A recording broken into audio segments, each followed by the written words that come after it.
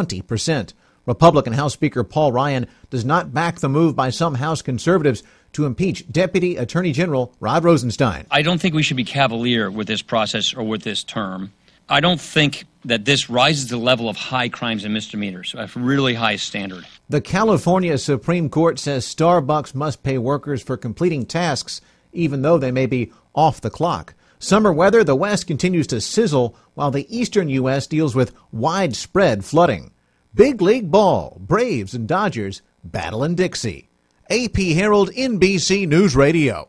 If you or a loved one was seriously injured in an accident with a semi-truck or an 18-wheeler truck, you need to act fast. I'm attorney Daniel Rudbari. I know how to fight truck companies. Call me 800-325-1454 for your free consultation. 800-325-1454. Truck accident cases are different than an auto versus auto accident. There are so many more issues involved when dealing with a truck accident case. There are federal regulations and state regulations, several different companies that may be involved. I can immediately gather the evidence, get you the medical care you need with no deductible and no copay to you, and get you the compensation and the money you deserve for your injuries. And if there's no recovery, there's no fees charged to you. I'm attorney Daniel Rudbari. I know how to fight truck companies. Call me 800-325-1454 for your free consultation. 800-325-1454. Now, here's a new concept: digital network advertising, where businesses display your ad inside their building. If a picture's worth 1,000 words, your company is going to thrive with digital network advertising. Choose your marketing sites or jump on the DNA system and advertise with all participants. Your business ad or logo is rotated multiple times an hour inside local businesses where people will discover your company. Digital network advertising. DNA, a novel way to be seen and remembered. Digital network advertising with networks in Redlands and Yucaipa. Call in the 909 area 222-9293 for introductory pricing. That's 909-222-9293 for digital network advertising. One last time, digital network advertising, 909-222-9293.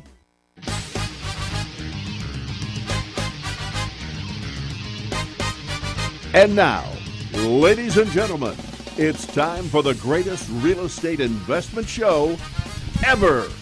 Here's the flip-flop investor himself, Todd Bayer.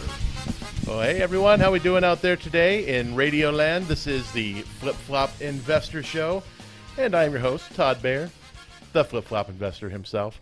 For those of you that are brand new to the show, we get together and talk about real estate investing every week and talk about how to do it, why we do it, all kinds of good stuff. So we like to bring on a local expert and have them talk about what they do in real estate, and it just makes my job so much easier. I sit here, ask some questions, and they do all the hard work. I don't have to do much. So we brought back one of our favorite guests of all time, Mr. Patrick Diamond. How you doing today, Patrick? I am so awesome and glad to be here, Todd. You are so awesome. It's probably because you just got back from vacation, right?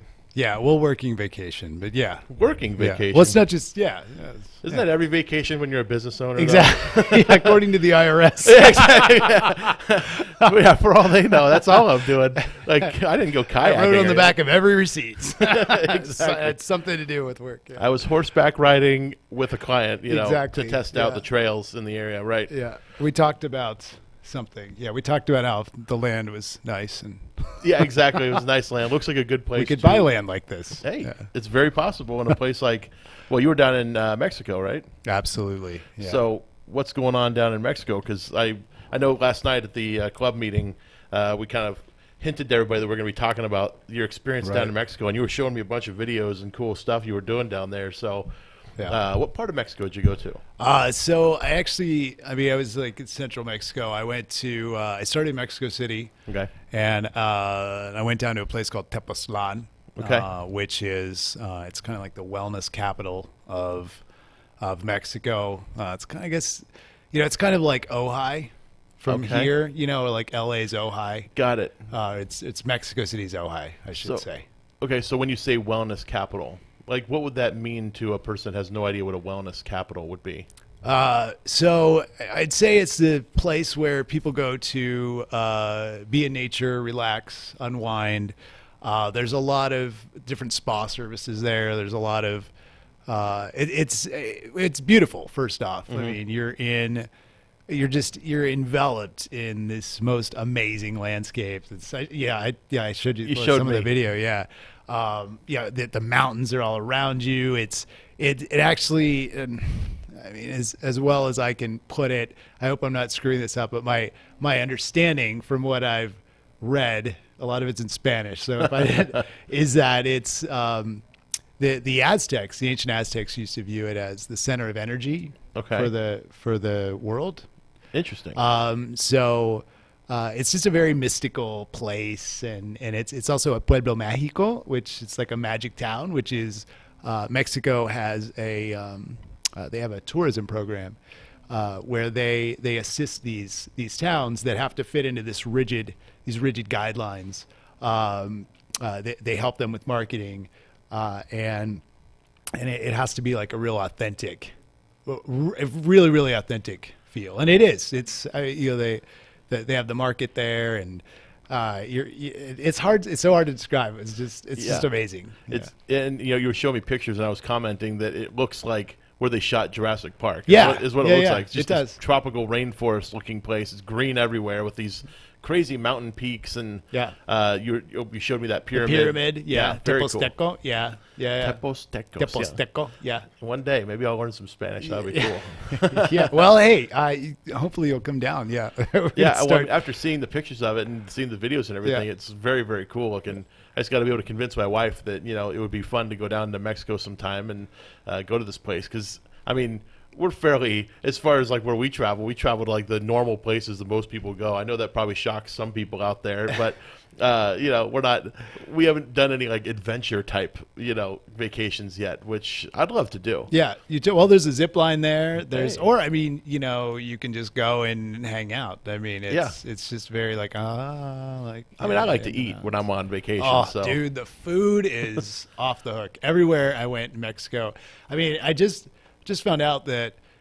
So, are you familiar with the UNESCO? Yeah, the like World Heritage. Yeah. So I think it was in 2016, and I might get that wrong, but they actually determined Mexico's food culture to be like of significance to World Heritage. Okay, it is. I mean, it's so. I mean, we're not talking Taco Bell Del Taco here. Like I already knew that, but this was even. I mean, I'm used to because. I'm really fascinated by the Latin culture and the Hispanic culture as well, and the food here. And I have a lot of friends. I mean, I was engaged to a Mexican. Yeah. So I've really taken it in, and it was so far and above. It was amazing. The food was so good. I'm thinking of it now. Just this big this molcajete they brought out of salsa. Wow. Just so good. Yeah, it was amazing. It was just amazing. Yeah, I mean, mind-blowing. You think about it, like you talk about like, okay, we're in the office and we're saying where we're going to go to lunch today. Yeah. We start naming off the options. It's like, all right, we got Japanese, we got Mexican, we got Chinese, but Michelin, Italian. Yeah, it's like, but those are your options, and Mexican's obviously one of those choices, especially here in Southern California. Yeah. But yeah, of course UNESCO would determine it to be a World Heritage food because it's one of the top 10, I would say. Yeah, absolutely. It was off the charts. I mean, I also, obviously I'm the Airbnb guy, so I booked a lot of Airbnb experiences because I wanted to meet, because I'm interested in starting the businesses down there. So I wanted to meet as many Airbnb hosts as I could. And so I booked several tours. This was in Mexico City. And I did I'm vegan, they had a vegan and veggie street food tour. Okay. And the host, her name was Mena. And she perfect English, amazing. She also gave us the history, but she took us to street vendors. Very cool. And I was blown away by the volume of places, the amount of places that had vegan and vegetarian stuff. Yeah. It's very popular down there. I mean, and also they don't eat like we do all the processed food. Of course. I mean, processing's expensive. Yeah. Yeah. I mean, there's fresh food everywhere. I mean, their kids there, I was at a park, and I was like, wait, these kids are actually in way better shape than what I see the kids at, like, playground in the U.S. Of course. Yeah, but I think they just have a lot more access to fresh food. And do they have like a McDonald's on every street corner? There was no. I think I'm trying to remember. I think I did see maybe a McDonald's or two, but no, it was nothing all like that. I mean, there wasn't like Target. There wasn't. Yeah, of course. It was. I mean, the streets at like around 3 o'clock, they just boom, all these vendors pop up, and Awesome. you don't have to have a permit or anything there. Yeah. I don't know how that is for your health, but you don't have to. Like they just all pop up, and you're walking down the street, and oh my god, the smells and the different kinds of foods that they have, the fruits and they have the nut vendors. Interesting. All kinds, and it's so good. Yeah. And it's just so good. And you get to stop and talk to the people, and everybody's happy. And yeah, everybody's so grumpy here, but that was a big difference. But I guess the big purpose of you going down there was for Airbnb. You were actually doing some recon to see what's going to happen, because you want to start opening up like wellness resorts, and you want to do like a hotel down there, some like Airbnb type houses and things like that too. Yeah. So I mean, what are you thinking? You thinking that's a good place to do it? By the time I left, I was pretty much convinced, and I had already, Larry, my partner, I was talking to him, and I was like, oh my God, we have to do this. It was so much more than I thought. I also see a ton of opportunity because, first off, the power of the dollar is great. Yeah. So while down there, we're talking Mexico City. It's the largest city in North America. It's a world-class city. Mm-hmm. And a lot of people out there listening right now, they probably have this preconceived notion of what it's like down in Mexico. And I can guarantee that probably 80% of the people, if they haven't been down there, maybe 85%, have a completely different notion from what it actually is. Sure, yeah. I think most people are probably used to like the Tijuana and, places like that. That's like the Americans' version of what Mexico is, but that's just a small part of Mexico. Oh, yeah. It's just like, it's like anything else. I mean, look at LA. I mean, LA is this macro climate, There's so many pieces of it with the microclimates in it.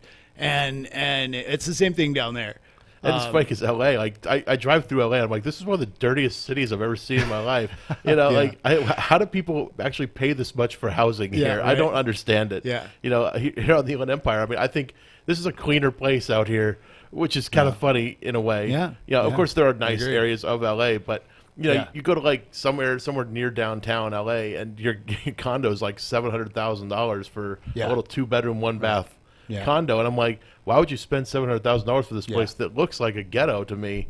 It doesn't make any sense. Absolutely. And you showed me some places in this place in Mexico where you were. Yeah. I can't pronounce it. That's why I didn't say it. Yeah. Tepoztlan. Tepoztlan. Yeah. Tepoztlan. Yeah. Yeah. That's the more rural area. Yeah. Yeah. But all that Spanish architecture and everything that was so around rich the town. And beautiful. It was very, very nice looking. So the great thing about it, there's a lot of great reasons that I think it's good to do business down there. There's some preconceived notions that are false, and like people think that the economy is unstable. Mm-hmm. It's actually a very stable economy. Mm-hmm. You can look these up. It's not bad to just pull it at. Yeah.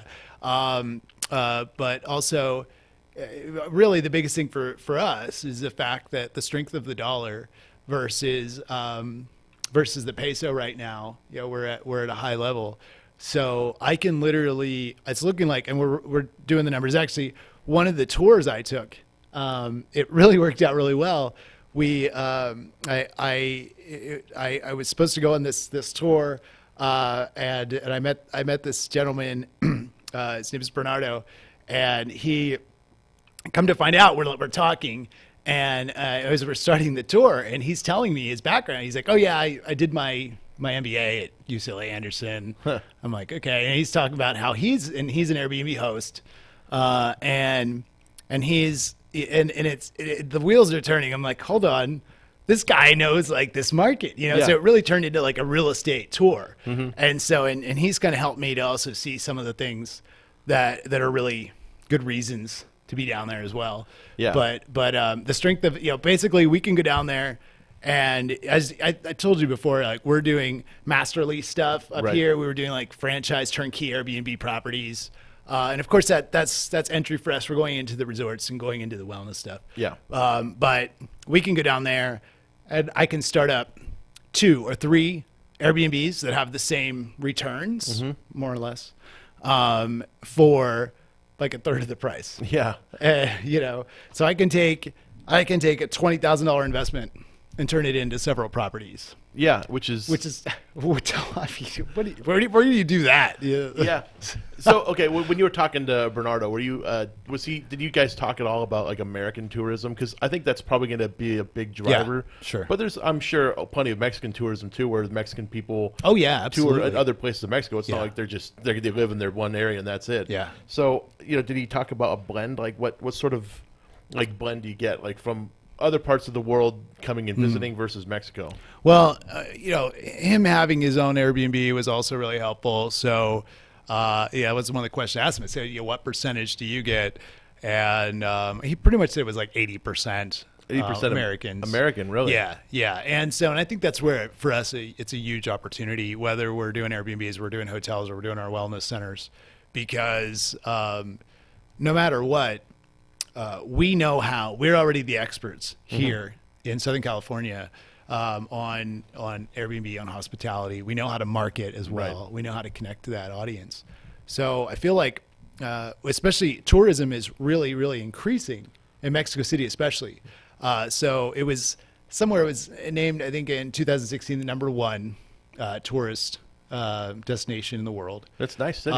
It's beautiful. It's cosmopolitan. I mean, it's a mix of everything. Yeah. It's just amazing. If you haven't done it, go Google. Expedia has they have a nice video on YouTube that's Expedia Mexico City. They have a nice overview of it, but so we're going to capitalize there on knowing how to market to the American tourist. And also there's that perceived value thing we were talking about. So if people think that they can look at one place that's like $25 a night, which actually is probably not a bad place. Right. But we can do $85 a night. Yeah. And it's also, unfortunately, like the real estate down there's no MLS, for instance. And when you look at how they're marketing, I know a guy that's creating it though.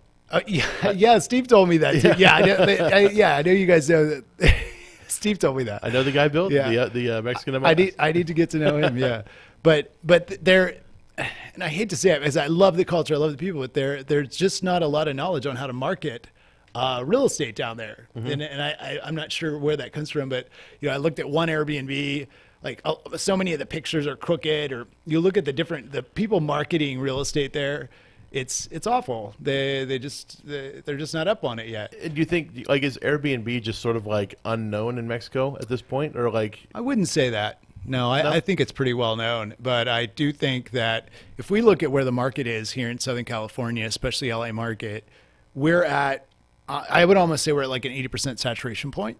Yeah. And so I think that where we're at on the scale down there is probably around 40%. Okay. So there's a lot of room. A lot of room for growth. more. Yeah. And and you're talking all kinds of different experiences you can have down there with like homes. Yeah. There's condos. You've mentioned wellness resorts, but that's kind of a different thing. It's not really for Airbnb, right? Right. Yeah. Well, yeah, but the great thing we start everything as an Airbnb. Sure. So, and then once you get a certain amount of income coming in from each property, then you can make it flip it over. Something else. Yeah. Yeah, like you were talking earlier about commercial repurposing. So it's basically that. Yeah. Yeah. So okay, you go to I guess for me there's so much of an American stigma about Mexico, and Absolutely. I think a lot of the marketing has to be overcoming that stigma. I agree. And I guess I just don't see a whole lot. Maybe it's because I'm not searching for Mexico City, in my Google, so therefore I don't see any ads coming in for Mexico City and to travel there. Yeah. I wonder, what's your plan to sort of overcome the American stigma of Mexico? I think that's a great question. I mean, for several years now, I've been very passionate about. I'm very passionate about promoting the Latin culture, and it's very important to me that as we go down there, I want to show people here. It hurts me in a way when I see people that have taken me in as like family, and see this perception that's being painted, which absolutely is nowhere near what it's just the news and it's the media and dare I say it, Trump even started, like it's like attacking this beautiful people and culture.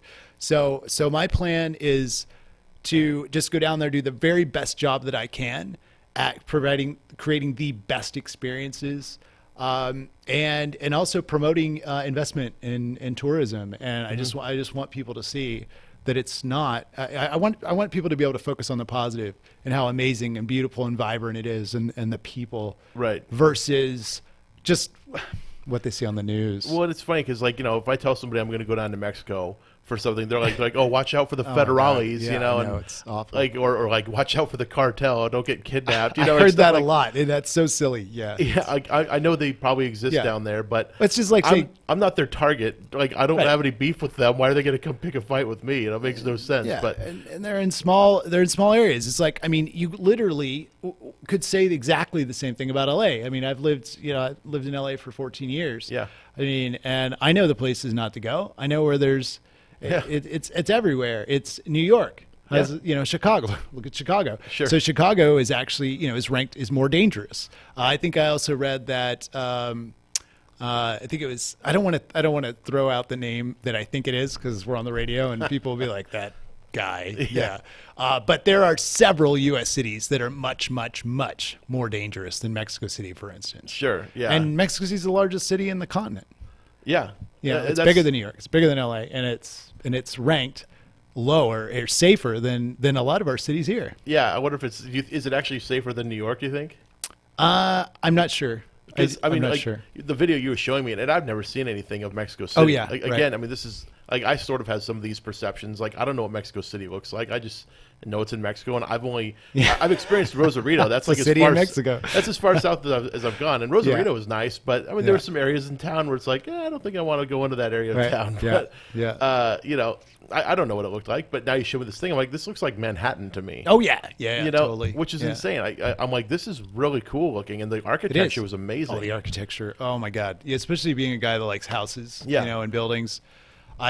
You're walking down the street and it just blows you away. Like cobblestone streets. Mm-hmm. The culture is so rich. It's all around you, but it's also, and it's like New York because it's also really alive. Yeah. And I thought I was going to die. Like sixth day in, I was like, oh my God, I can't. And the place I was staying, it was loud on that street, and it's very vibrant. But the architecture, is just mind blowing, and the gardens and the trees and the parks and everywhere. You can't go more than a block or two without running into this really old statue. Okay. That's just amazing history. Yeah, and it's crazy because there's a ton of history there. Oh, with the conquistadors and stuff like that. And they actually keep the statues to it. Like here we just smash it to the ground and put up a car park. Yeah, pretend it didn't happen. Yeah, exactly. Yeah, but there I thought that was pretty interesting that they had statues that were actually talking about these people who came and killed. Like hundreds of thousands of people, more or less. Yeah, but it's history. Their culture. Yeah, it's history. Yeah, I mean, I've been to New York, I've been to Manhattan, and it's it's very different. I'm not used to that being a Southern California person. Like, we don't really have that so much in LA even. And that's like our big, not at all. Yeah, not at all. I mean, you got it like kind of, but I'm talking like we have 5% of what Manhattan is in LA. Yeah, for sure. And really, it's like Santa Monica. Go to like 3rd Street Promenade. That palm tree has been here for 50 years. Yeah, exactly. There it is, folks. Right. Actually, they have that out in like Palm Springs. Right. You can go out there and see the big dinosaur statues out in that's right. Cabazon, or the or now you go to what is it, Riverside, San Bernardino with the Wigwam Motel. Things like that. Yeah, that's cool. Route 66 stuff. That's our culture out here. But like New York was a completely different experience for me. Going there and just how much stuff is happening at any given time during the day, and it's all the time during the day. So it's very much like that in Mexico City. What you showed me it got me excited about going there. But then showing me the Tepoztlan thing that you were showing me too, like that's just, where do you get that in the United States other than maybe Hawaii? Yeah, it is like Hawaii. Yeah, and I've been trying to think of it. I've been trying to think how to parallel it, to here. But my agent in Tepoztlan, her name's Michelle, and I found her. I was Googling. I decided a while back. I'm big on manifesting. I'm a life coach, all that stuff. So I was thinking, okay, I one day want to live in Mexico. I thought I need to. If I want to do it, I need to start manifesting, which means I need to start visualizing. Okay. So I thought, okay, why don't I go and I'll find a house, and I want to see. So I Googled or put in YouTube like luxury Mexican home. Okay. And up comes, this beautiful lady, Michelle, and she's showing this house, and boom, manifestation, like right from that. I called her. I was like, hey, I love this house. One day I'm gonna live in this house, but it's a $4 million house. Oh, US. Is that all? Yeah. So I said, one day I'm gonna live in that house, but for now, I want to open a wellness center there. I think I want to do something. Help me out. So. Only $4 million though, huh? Yeah, yeah. One day though. One day. So yeah, that's my house. But I told her. in the U.S., what would that thing go for here? Oh my God, like, 12 million, I think, and it'd be like in Bel Air. Like a Bel Air house, $12 million home. Yeah. So. Oh yeah. It was like, it's a huge compound. Has it has like reflecting pools, and oh wow. It has sculptures, and it's just amazing. But the view is just, I'll show it to you. All right. Yeah, I want to see this. It's awesome. Yeah. I showed it to Steve a while back. Yeah. It's like high-end real estate. I mean, like I like looking at it because it's, it's cool. I don't have any high-end real estate myself, but one day, like you say. Yeah. One day. One day. I told her, I said, she probably doesn't believe me, but I said, one day, no, this will be my house. This will be my house. Just hang on to it. Don't sell it. Yeah. Well, see, I think she's got it under contract, but but it might be after, it might be after that. Yeah. After them, they're going to buy it. They're not going to like it because they're not into that, right? Yeah. Or who knows? Yeah, something will happen. So, doing like different resorts and things. So, like, what sort of like things would you have at these resorts that would, what would draw somebody down to a place like this? Well, one of the things that we're working on, as you know, our major, everything that we do has to give back in some way. Mm-hmm. So with my history, my background of having been homeless and lived on the streets, and had addiction issues and mental health issues, that's very core to me, so that we do things that help with that. And my business partner, Larry, he's just as, we're both just as passionate in that. So so I think that the wellness stuff is really what's going to be big. We've been working on opening drug and alcohol treatment centers. So we realized that we could go down there. We can provide people even better results, because we can set up a program that's a 90-day program that costs the same as them doing a 30-day program here. Right. And we take them completely out of the environment into a full 5-star luxury setting. Sure. Full service. You got your chef, you have your concierge, or as Larry calls it, domestique. You have your own coach. We have lifestyle medicine physicians. We work with their own physician. We do all that stuff, and it's in such an amazing, beautiful, healing environment. So I think for us, wellness is the shtick. And interestingly, so I'm also talking to the CEO of an organization down there called New Comienzos, and it's just New Beginnings, and they are taking the dreamers, so the people who've been deported, these are people who came as children, and wherever you fall in the immigration debate, it doesn't matter. The fact is that there are people who they're struggling in life right now because they have been deported from the only culture that they know. They don't even speak Spanish. So it's more of helping people, and we're really big into that. These are people that speak great English, that understand the culture here and understand what Americans want. So hey, why not hire them? Yeah, get in our them Mexican some work corporation. there. Yeah, and it would help, because as an American, as somebody, I'm not very strong in Spanish. I know a few words here and there, but I can't formulate much of a sentence. So, having people that speak English down there would be for sure a big thing for me. That would really help out a lot, because I don't want to sit there in front of somebody and try to use Google Translate right in front of them. Right? Yeah. Talking on the mic. Actually, can you say that again? Yeah. Right. Yeah. And these are people who are basically they're native English speakers, basically, and I mean, they're back down there. Hey, let's help them. Yeah. And again, everything we do has to help. So of course. Yeah. So yeah, they have a lot of different things they probably could do, I would imagine. Sure. If they were raised here in the United States for a while and then got deported. Yeah.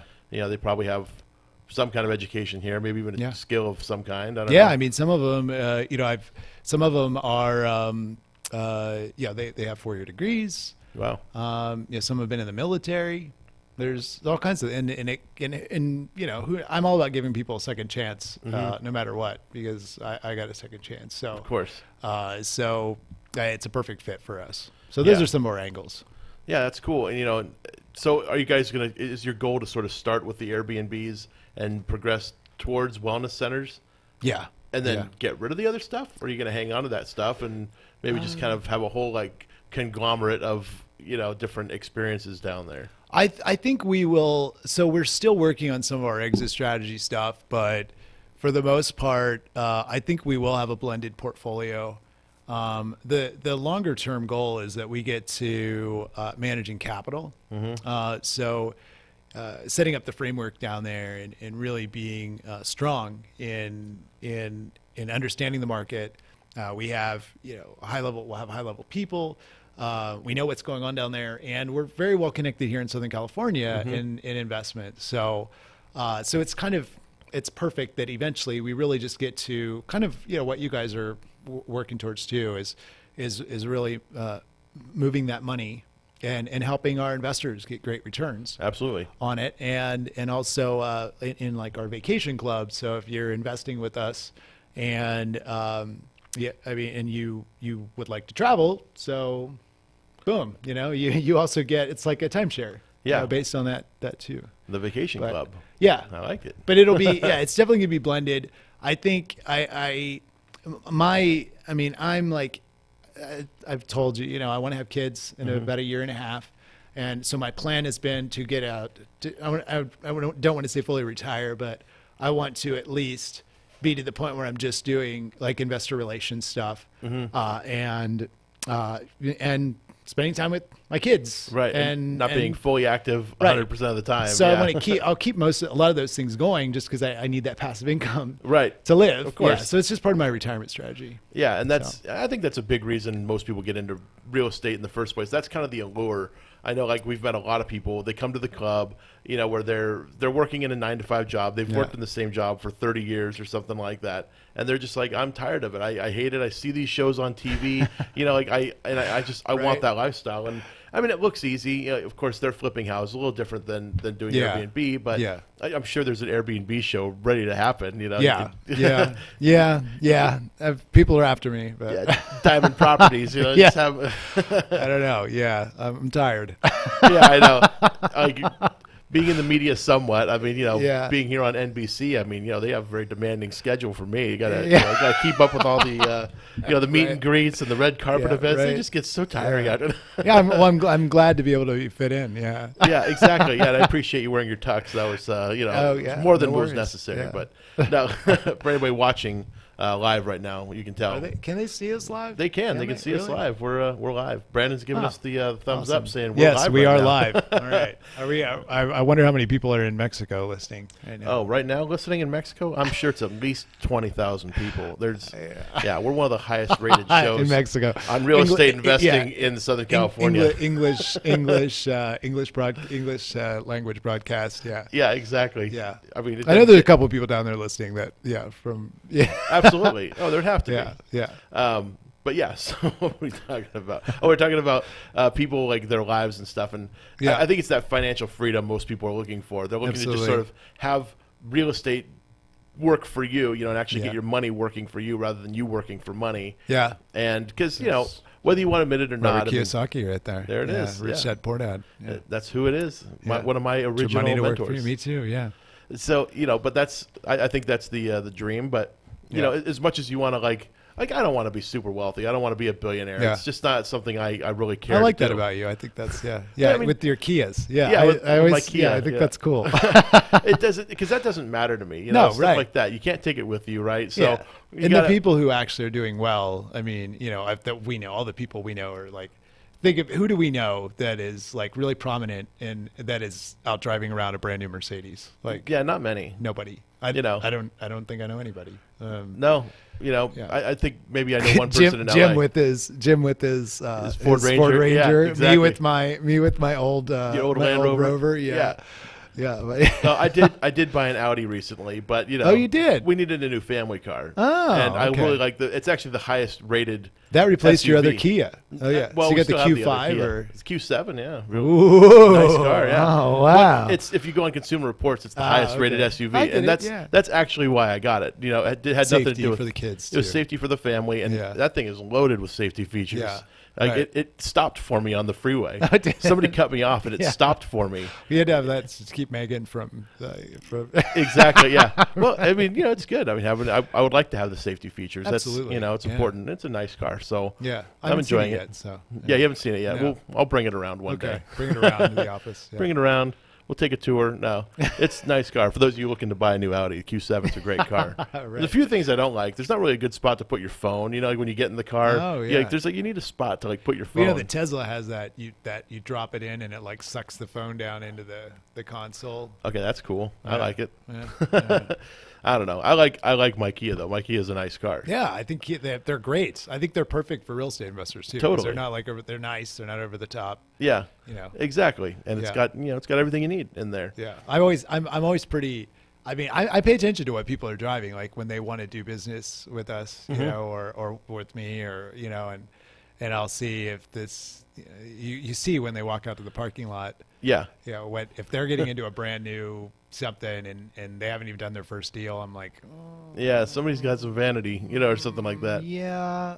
It was funny because Stephen, we had when we first met with like one of the first investors we ever met with that was like somebody we'd never known, and we found out this person's an investor, and they invited us to come to their house.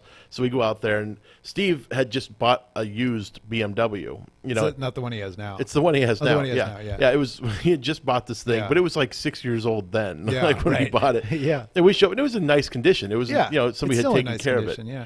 So we show up in this thing, and the guy says, "I don't know if I want to be investing in a guy with a brand new BMW." Oh. And I'm like, Steve's like, "No, it's actually a 6-year-old BMW. I just bought it used." He's like, "I bought it because it's a great car. It's going to last for a while and everything." And it has. It's lasted. Geez, it's been like 5 years. Yeah.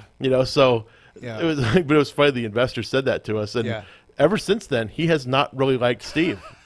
Ever since then, like whenever he calls, he wants me. He never asks for Steve. If Steve's there, he doesn't address him. No, he knows it. Yeah. But that's why we have a partnership. We work in pairs because there's people that don't like me. I don't know why, but there's people that don't like Steve for obvious reasons too. So interesting. So it works well. Where I'm sort of obvious reasons. Sorry, Steve. Yeah, not so sorry. No. Sorry, not sorry. He knows why. Yeah, no, of course he does. He owns it. He loves it. Yeah, some people don't like that he's he's a little more profane than I am. Some people don't like. He just did a class last weekend. Yeah, he was telling me about it. And he was at a country club in Rancho Cucamonga, and at the country club he took his shoes off during the presentation, and they claim that one of the members of the class complained about it, which is complete nonsense because we know every person in that class personally. Right, of course. And they wouldn't have signed up for the class if because they know Steve. Yeah. It was like they lied. They flat out lied to us saying that who somebody, said that? The person at the country club had said that by the fact he took his shoes off during the presentation, it was just like this was unprofessional, and like he's like, I was wearing flip flops. Flops. Yeah. This is. It was funny. Have they met you? Yeah. Apparently not. Apparently our money's no good at this country club. So if you guys want a hoity-toity country club, go join Red Hill in Rancho Cucamonga. They don't like people that there we go. We're just we're just dropping a little name. Hey, there. why not? Why not? You know, right? No, they're it's a nice place. I've been there, played golf there actually just recently. They didn't have a problem I'm with sure me. Larry knows that place. Probably, yeah. It's nice course. Yeah. You know, the people were nice to me. I don't know. Maybe they just didn't like Steve's demeanor. Who knows? But I don't know. This is why you need me there. You know, that's why we have to have the balance. It's kind of like you and Steve have balance, like Larry and I as well. Yeah. You know, where you're kind of more. We've talked about this. You know, Larry and I talked about this, and we'd say, well, you know, Todd's more like Larry, and and obviously Steve and I are, you know, we're more alike in that partnership. Yeah, you guys talk out loud. You know, you think out loud. I tend to keep. We do a lot. Yeah, we talk a lot. Yeah, about That's for sure. Like if I'm Larry saying, and I talk a lot. We talk a lot about all that kind of stuff. Like if I say something out loud, like, hey, what we should do is X. You know, I'm saying that because I'm really. Like, I believe that we should really be doing that. Yeah. But you and Steve you guys will say, like, you know, what do you think about doing something like this? And you're like 10% invested in that idea, you know? Right. But like, I'm taking because it we're seriously. we're trying to evoke. And I'm like, how could we make that work? You know, like I'm trying, and I'm like, no, that won't work. Yeah. Like you guys are the dreamers, you guys are the ones with the heads in the cloud. Yeah. And Larry just so in that, like, Larry shakes his head. I'm like, I don't know, man. I don't know, man. That's why I love Larry. Larry's great. Yeah, he's totally just like me in that regard. Well, he even says it. He's like, you know, I think I'm more like Todd. Yeah. I'm like, I think you're more like Todd too. Yeah.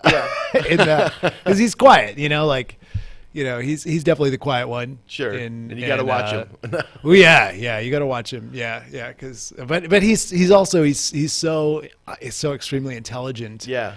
Cerebral and pensive, you know, is like how I describe him. Yeah, and he's intense. He's super intense. Absolutely, because he's an attorney too. So he's got that and attorney intensity. And he has this way of working things in his mind that he does it in a way you don't know that he's doing it, but he'll come out. It's the stuff that he comes out with is usually really well developed. Mm-hmm.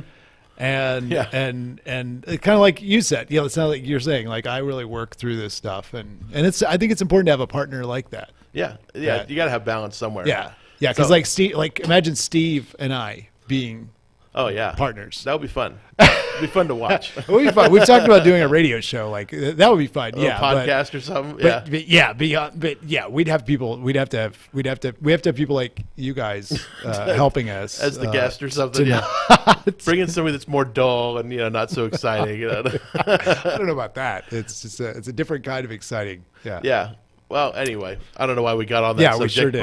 But, hope everybody enjoys hearing about the people in the investment community in Southern California and Inland Empire. Hey, there's a bunch of personalities. I mean, we sure are. We had the club meeting last night, and there's so many personalities. It's kind of hard now, like up on stage. Like now, Steve and I know a lot of people in the group very well. So it's like it's not like a typical thing where like the audience is completely respectful of the guest on stage. Like everybody's just shouting out at us the whole time. I know. Like, I'm like, is this? I was thinking about that. Yeah. But it was fun. We had a really good time last night. I think a lot of people are happy we're back at the Mission Inn.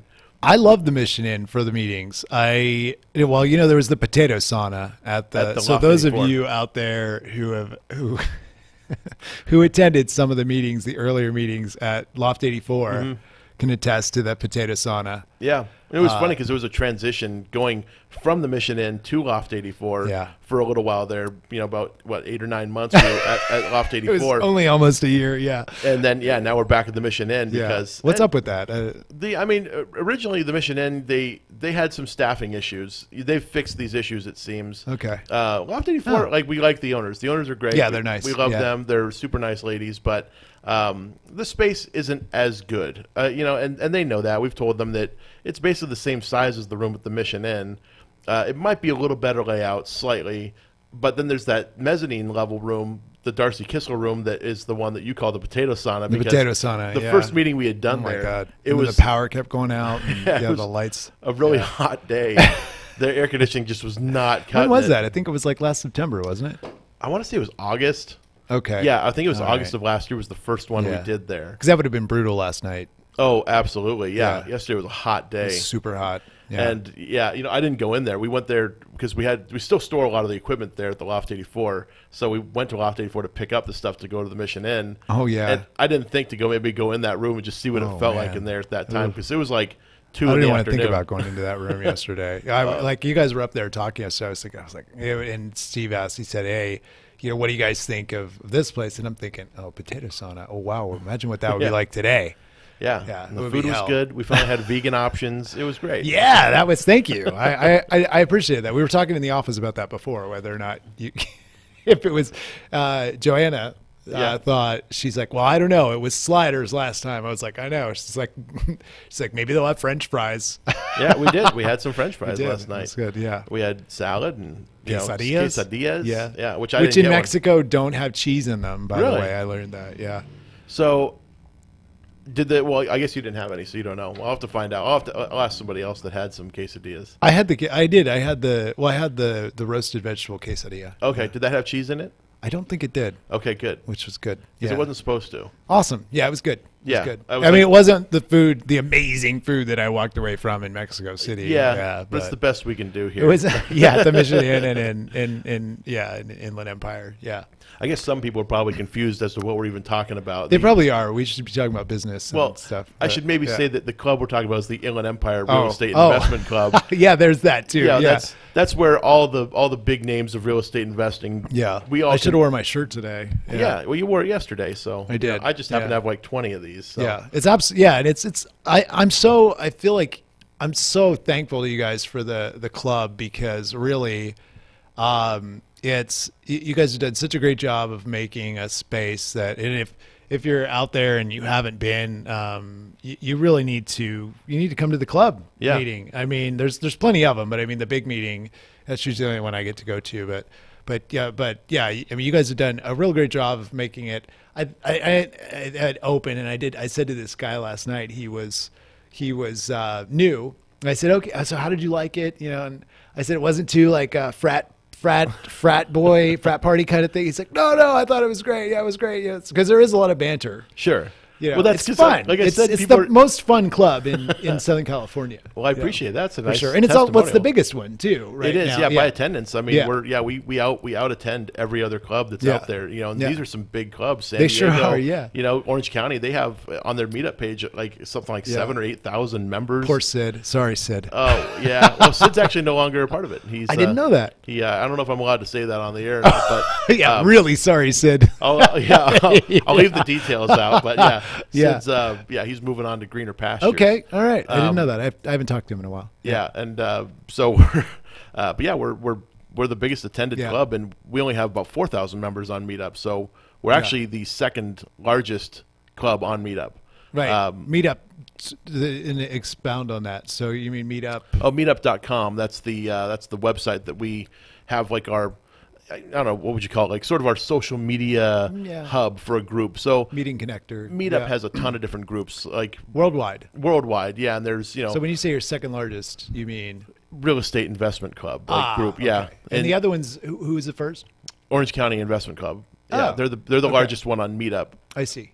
And they're actually, like, I want to say the second or third largest in the country. Okay. I think the Manhattan Meetup is actually the largest in the country. Oh, that's right. Yeah, because Meetup flew you out to Chicago, or where did they New York. Send you? Yeah, we went to Manhattan. Okay. And actually, because our group on Meetup is actually the only super group in California now. Wow. Where we're the only investment club, because I guess they sent some spies or something. They came and checked us out. Oh, really? They liked our culture. I figure there's always spies there. I figure, I've like, you guys do like the camera warning, and it's funny, but they're probably, I mean, it's a big club. I mean, there's a lot of people. So they sent us out because we were it's like 150, 200 people sometimes. Absolutely. Yeah. In the room. And when we went to Manhattan, we were one of 150 clubs that were there. And this wasn't all investment clubs. There were a lot of like outdoor clubs. There were foreign language clubs, cooking clubs. They had a lot of different things. Some groups weren't that large. Some groups were, pretty big. They had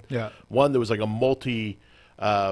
it was like a large network of clubs, for women to get outdoors for the first time, and like, women to be able to climb up, like rock climbing and stuff, things to just completely get over their fears, and like women empowerment. That was what they were about. And they were the largest group there. and they had tons of clubs nationwide.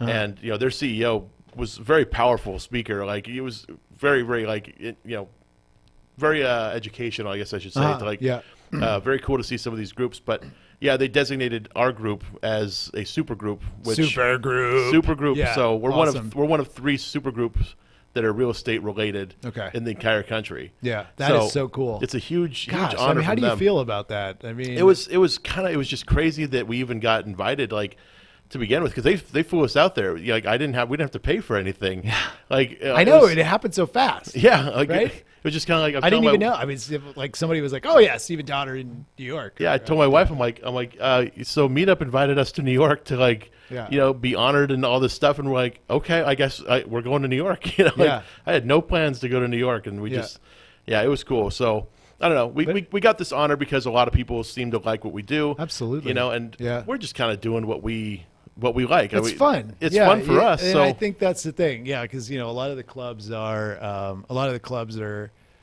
I mean, I don't want to say because I know all the people who run them. We both do. Yeah, exactly.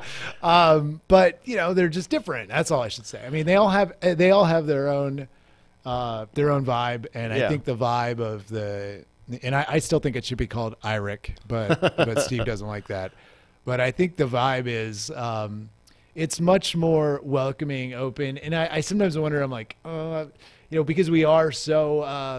I think we're friendly. I think we're very friendly. Absolutely. And I think I think that we have a great group of mentors as well. You being one of them. Yeah, absolutely. Yeah. Which I think the vibe of all the people there, the 4 of us as mentors, you guys, the front desk people, and then we've also got the other people peppered in. You've got like Tyler and Lisa and Jim, Thomas, Jim, Andy, and like all the other personalities we got floating around. Just the mentors alone are their own. It's its own little. And we've started to get to where we play off of each other. Right. I love bringing all the mentors on stage and just having you guys argue about stuff. That's fun for me. Yeah, we should do that again. That was kind of fun. Yeah. And then stealing the mic from the best part was that there were 4 of us. There's 3 mics. Yeah, exactly. Jim is like, Jim and I were like fighting for mics, and Matt, Matt's. Yeah, exactly. He's like not letting it go. Yeah, right. Yeah. Yeah, that was fun. Yeah. But congratulations. Yeah, you guys have done such a great job, and I'm so glad to be part of it. It's and I'm sure the other mentors would say the same thing. I know they would. We've talked about it. Of course. I know it's helped all of our business. Mm-hmm. We're glad to be able to help other people. I kind of wish it's weird. I kind of wish more people would. I get like 3 or 4 calls a month. Probably of people wanting some kind of help, but sure. I kind of wish more people would ask for help. But it's weird, the new people seem to sometimes be scared to ask for help. I'm not really sure what it is. I don't know what your take is. My take is the same. People are. It seems that they're very nervous and they don't want to waste our time. I get that people that's what we're there for all the time. Yeah, that's what we thrive on. I think that's exactly. that's like gas in the tank. Exactly, and they're afraid they're going to waste my time. I'm like, don't worry about wasting my time. I've invited you to call me, to come to the office. I've invited you to do this stuff. Like that's an open invitation. Yeah. Come, call. Do it. Send me an email at least. Yeah. I mean, text me. I do whatever you need to do. But they don't. And it's. I mean, I got a couple from yesterday. I've already gotten 2 emails from people from yesterday. So they do come in, but they're not. They're not just jumping right at me. And I wish they would. They should. Yeah, absolutely. Because I'm here to help. I want to make them successful in this business. I agree. I'm sort of passing on the torch. Yeah. I don't need to keep doing flips. I have other things I want to start doing as well. Yeah. I feel the same way. Yeah. So I have all this knowledge in flipping. I'd love to pass it on and tell people, hey, this is how I do it. Here's some great things you could try doing. It's all a learning experience. It's a practice. It's like being a doctor or an attorney or something. Absolutely. It's constantly changing. You get bored with it too. Well, not bored. I mean, I want to say bored, but you want to do other things. There is a progression, and we were talking a little bit about that earlier. There's a progression in real estate where it's, we see the people. So I would say the natural progression is like wholesaling, flips, Then maybe doing some SFR buy and hold. Yeah. Maybe go into multi-family, then maybe go into like 50-door multifamily, commercial buy and hold. And so, like, just today, I told someone I've said this a couple times. I said, give me a proposal to take over some of the things that I am doing. You know, like some of my courses. Or so give me a proposal. If I'm going down to Mexico, right? I'm going down there. Somebody wants to do. Give me a proposal, and I keep saying it. I said it to like 4 people now. Yeah, I've yet to get a proposal, but I'm like, all my intellectual property, anything, you know, if you can take it and run with it. You know, give Larry and I 50%. 50, wow, nice. And you know, and you, or you know, just go run with it. Yeah. But I haven't yet. So we only have like a couple minutes left. So do you have any like shameless promotion you want to put out there? Shameless promotion. Any plugs? So I think biggest thing is if you are thinking about investing in real estate in Mexico. You know, you can you could definitely reach out to us. I would say we just took down the Airbnb experts website, so I should have thought about that before. Yeah. We're working on that, but how do they get a hold of you? Yeah, so I mean, you can shoot me an email. It's Patrick at the airbnbexperts.com. Patrick at the Airbnb experts. Yeah, Patrick at the airbnbexperts.com. Or you can actually call me. Yeah, just call me. I love when people. I don't know why more people don't just call me. Yeah, give out my number 310-272-3147. Give them a call. Do it. Yeah, yeah. And I guess for us here at the Inland Empire Real Estate Investment Club, and for Flip Flop Investors, thank you for tuning in. We'll see you all again next week. Have a good week, everyone. Take care.